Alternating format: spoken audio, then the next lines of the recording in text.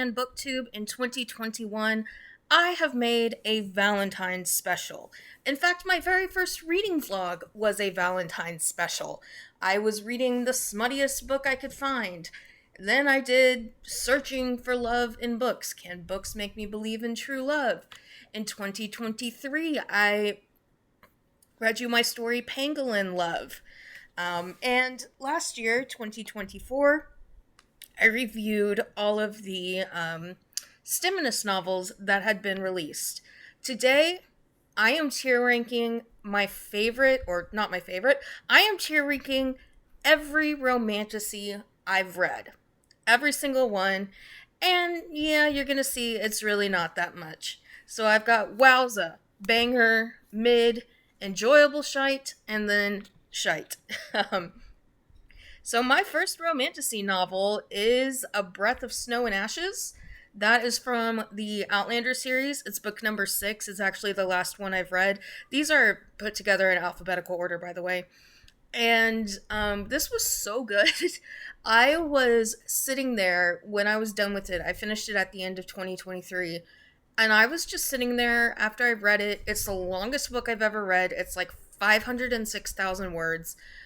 And I just sat there wondering what I was going to do with the rest of my life because it was insane. I'll talk more about Outlander when I rank the actual Outlander book, the first book, but no spoilers. So, A Breath of Snow and Ashes, hands down my favorite Outlander novel, one of my favorite novels of all time. And then we've got A Court of Frost and Starlight. Should I put it in Wowza? No, I'm going to put it in Shite. It wasn't even enjoyable shite. It was literally them just talking about the war and banging in the sky and against the wall. So the next is A Court of Mist and Fury. I'm going to put this in mid. So that was the second A Court of Thorns and Roses book. This thing did it in alphabetical order. This is definitely the best one. Well, no, I'm not. Okay, this is the best one that focuses on Feyre. The best the best ACOTAR book is A Court of Silver Flames. I have a vlog on this. You can go watch the vlog. But Mist and Fury was definitely my favorite of that original trilogy with the novella. A Court of Silver Flames, well, yes, it was overly long, overly smutty, stupid. It still had some good themes, and I really liked how... Well, first of all, I just really like Nesta, because she actually has complexity.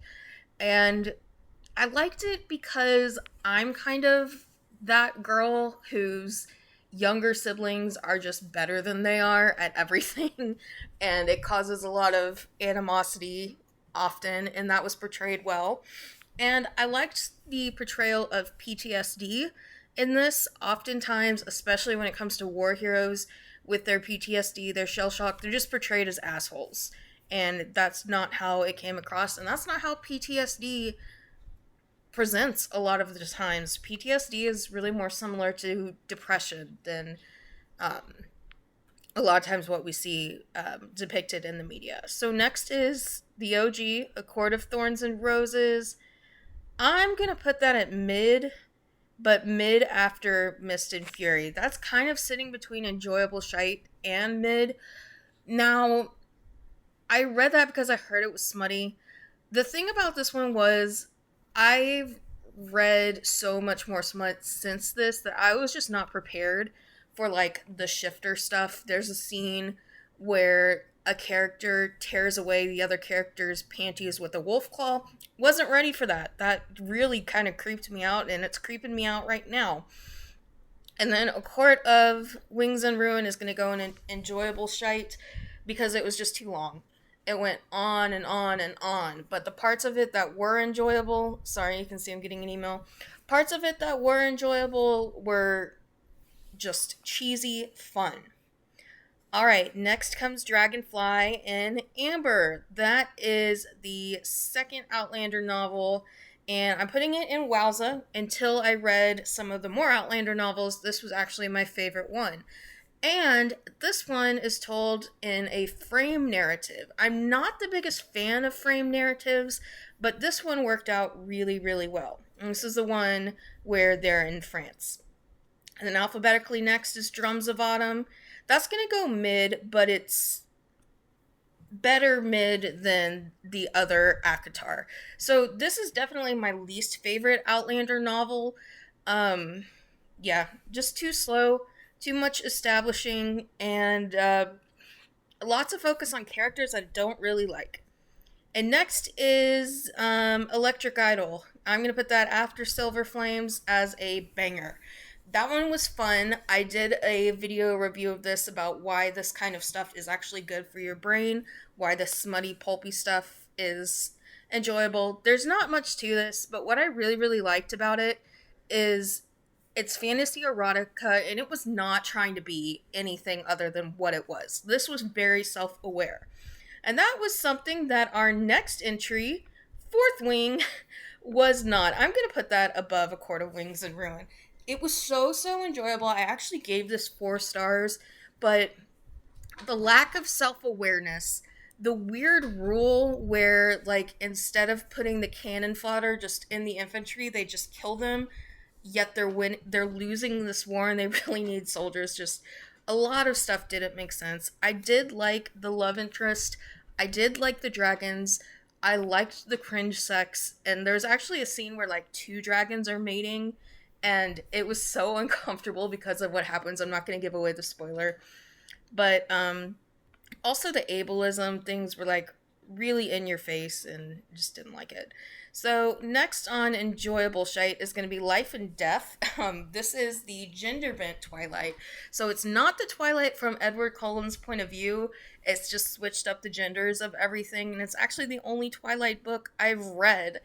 And I liked it. It was enjoyable, but I didn't read the epilogue because at that point I was kind of beaten down, and I just need to read Twilight.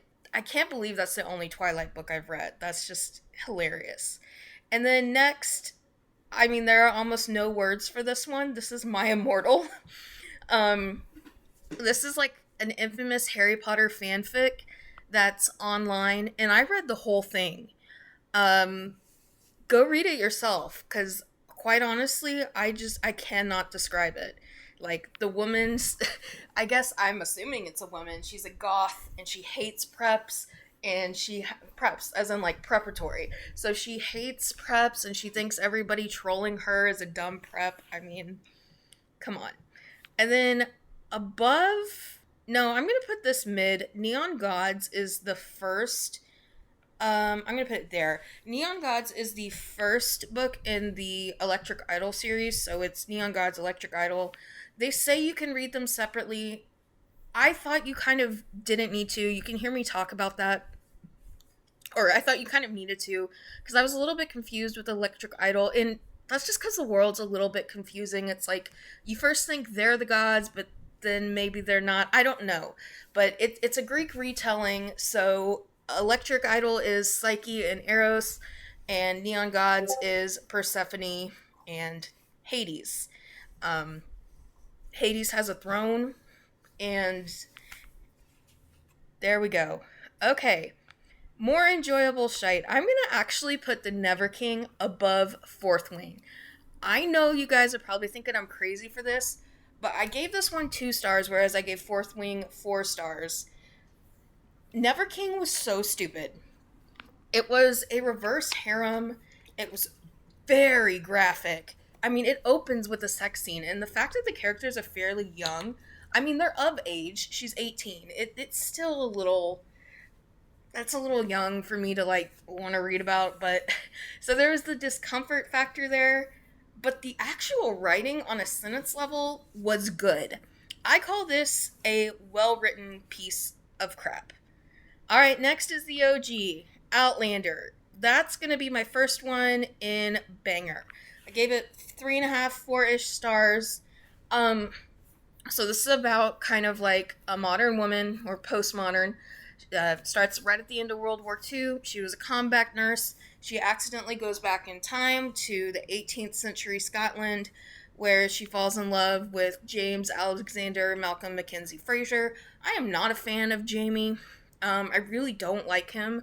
I don't really like Claire that much either. So since this is the only book written entirely from Claire's point of view, that's kind of why it's a little bit low for me, because I just don't really like her. But the other characters, other than Jamie, the other characters are just what make the book great. And the other character that I really, really love, like so many people are in love with Jamie. The male character I'm in love with is Roger, and he is first introduced in Dragonfly and Amber, which is why that one sits at the top. And then just above that is going to be the Fiery Cross.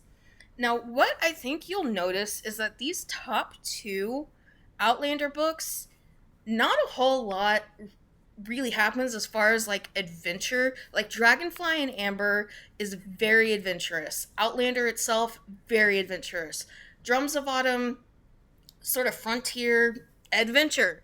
But these two, A Breath of Snow and Ashes and The Fiery Cross, contain a lot of quiet intensity, and that's my jam.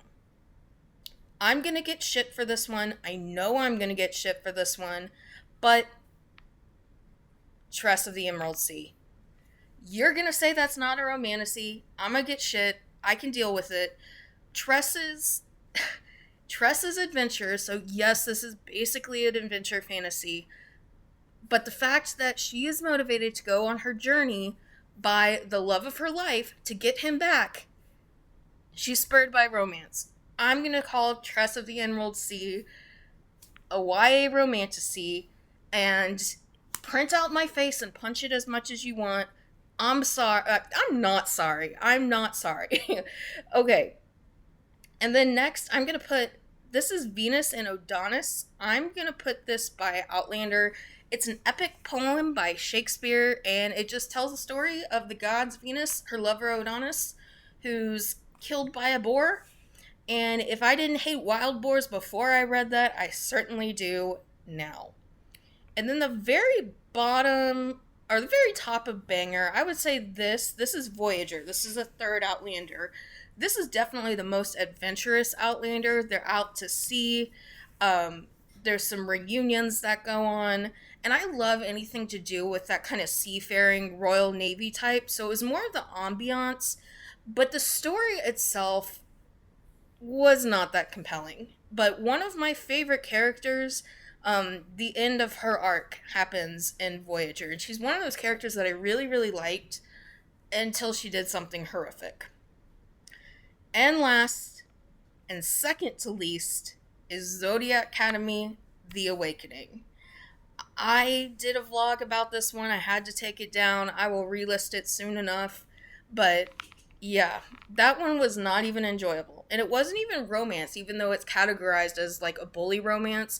It wasn't a romance. It was just bullying. And there was so much crap that just didn't make sense. And,